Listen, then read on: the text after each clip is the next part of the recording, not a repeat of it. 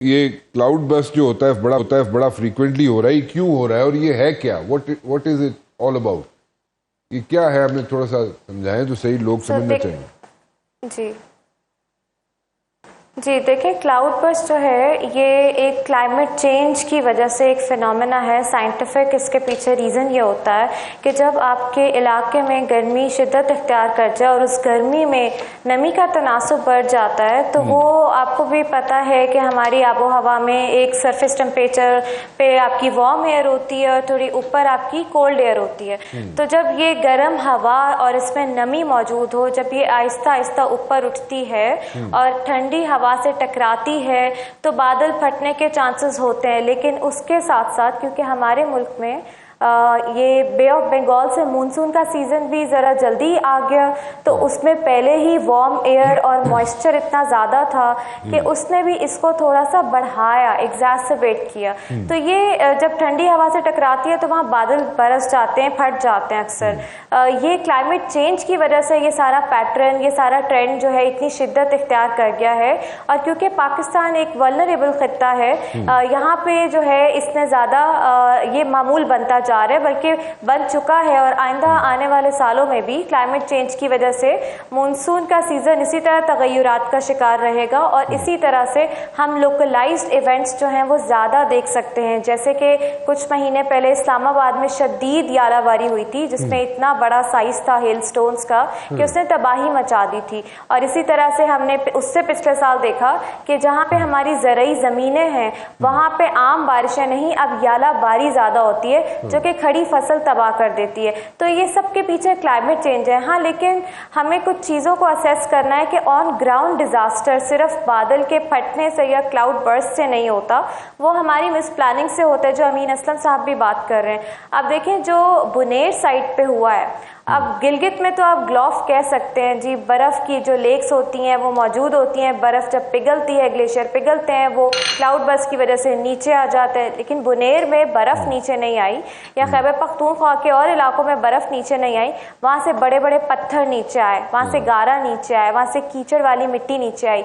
ये तब होता है जब आप बड़े तनावर पुराने दरख्त काटते हैं और सॉइल की ग्रिप जो है वो लूज हो जाती है पहाड़ों पे। इसके अलावा जब पहाड़ों पे क्रशिंग होती है तो वो बड़े बड़े पत्थर अपने वहाँ छोटी लेक्स बना देते हैं। फिर जब क्लाउड बर्स्ट जैसा वाकया होता है तो वो लेक्स एकदम से नीचे आती हैं, सैलाबी रेले बड़े बड़े पत्थरों के साथ नीचे आते हैं क्योंकि उनमें पहाड़ों में बैरियर अब खत्म हो जाते हैं। तो ये सवाबी साइड पे भी इसी तरह का कुछ मामला हुआ है और खैबर पख्तूनख्वा के और इलाकों में भी हमने देखा है। तो ये क्लाइमेट चेंज तो है लेकिन हमारी अपनी मिस गवर्नेंस भी है। ओके, मैं मलिक साहब मुझे एक बात समझाएं। देखें, एक चीज़ हमें समझाएं जो मुझे समझ आती है, वो ये है कि जो फ्लड का जो पानी है, जो सैलाब का पानी है, that is worth millions and billions of dollars. ऐसा ही है? बिल्कुल ऐसी। आपने बड़ा अच्छा पॉइंट ये रेज किया कि वो एक चर्चिल ने कहा था ना कि in every crisis there is an opportunity. अब इस क्राइसिस के अंदर अपॉर्चुनिटी कहाँ पे है पाकिस्तान के लिए? सबसे बड़ी अपॉर्चुनिटी है कि ये पानी का जो रेला एक पानी की रिसोर्स है, ये इस वक्त कीमती तरीन रिसोर्स दुनिया में मानी जाती है। बिल्कुल सही।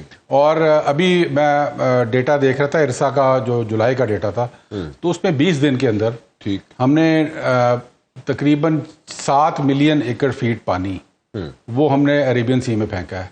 7 मिलियन एकड़ फीट पानी मीन्स कि आपने एक पूरी तरबेला डैम वो समुंदर में फेंक दी है। ओके, तो होना क्या है कि अभी ये रेला गुजरना है ना, ये 100 दिन गुजरने हैं जिसमें मानसून भी हैं, ग्लेशियर भी बेल्ट कर रहे हैं, पानी ही पानी है पाकिस्तान में।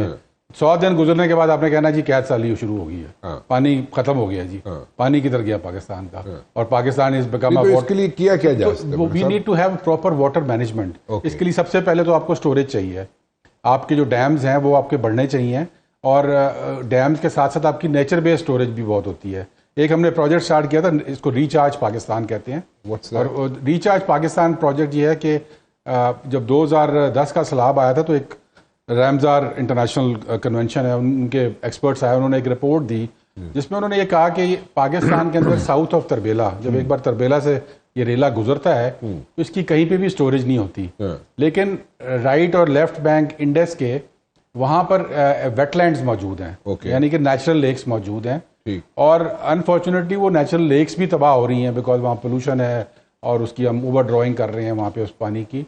अगर आप इस रेले को उस तरफ डाइवर्ट कर दें ड्यूरिंग दैट टाइम, ठीक। तो ना सिर्फ वो लेक्स रिवाइव हो जाएंगी बल्कि वो वेटलैंड्स रिवाइव करने के साथ साथ आपके ग्राउंड वाटर को वो रिचार्ज करेंगे। ठीक है। और जब आप ग्राउंड वाटर को रिचार्ज करेंगे समझिए वो पाकिस्तान पानी इस्तेमाल कर सकता है, अंडर वाटर स्टोरेज जिसको आप समझ लें। तो why are we not doing it? वो प्रोजेक्ट स्टार्ट हुआ है बट यूएन ने उसके लिए कुछ आई थिंक 80 मिलियन डॉलर अभी रिलीज किए हैं वो जीसीएफ के जरिए। लेकिन मैं समझता हूँ कि ये तो नेशनल प्रायोरिटी होनी चाहिए।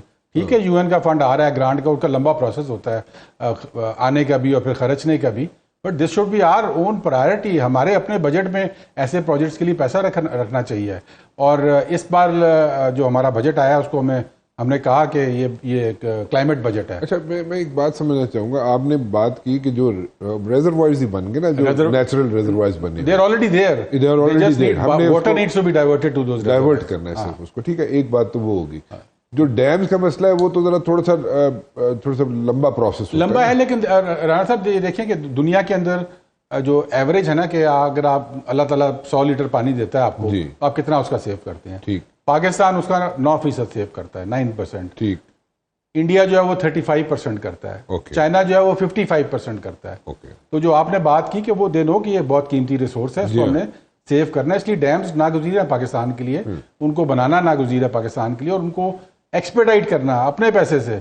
जो आपके पास फंडिंग है आप सबसे पहले वहां पे उनसे वो डैम्स बनाएं ताकि आपका ये पानी, ये इतनी बड़ी रिसोर्स, इसकी वैल्यूएशन भी बिलियंस में है। अभी ये जो इरसा का मैंने आपको सिर्फ डेटा दिया ना, ये 20 दिन का डेटा है, और उन्होंने उसकी वैल्यूएशन भी दी। उन्होंने कहा जी ये तकरीबन 6 अरब डॉलर का पानी है जो कि आपने अरेबियन सी में फ्लश आउट कर दिया। तो 6 अरब रुपए का इस वक्त जो फ्लड आया है, अभी ये फ्लड नहीं, इस फ्लड से पहले की बात है, इस फ्लड से पहले जुलाई में, ये तो अब और बड़ा होगा उससे।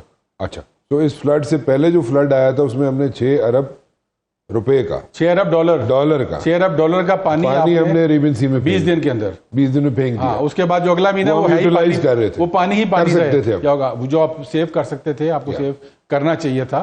और ये आपकी इतनी बड़ी रिसोर्स है कि आप इसको ज़ाया कर रहे हैं। ठीक है, एक डेल्टा के लिए भी आपको पानी चाहिए, हमारा डेल्टा भी इज़ अ डाइंग डेल्टा, लेकिन प्रॉब्लम उसकी भी ये है कि वहाँ पर आपको जो मिनिमम आउटफ्लो चाहिए वो तकरीबन 5000 क्यूसेक कहते हैं साउथ ऑफ कोटरी।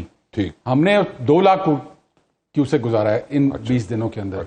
तो वो मिनिमम तो उसको मिल गया इस वक्त, लेकिन होगा ये जब ड्राई वाटर मंथ्स आएंगे तो ऊपर भी पानी नहीं होगा और नीचे तो पानी जाना ही नहीं है बिल्कुल। तो इसलिए वो आपकी जब स्टोरेज नहीं होगी तो ना आप नॉर्दर्न एरियाज में, नॉर्दर्न पाकिस्तान में पानी दे सकेंगे, और साउथ में तो सवाल ही पैदा नहीं होता। बिल्कुल ठीक, बिल्कुल ठीक है।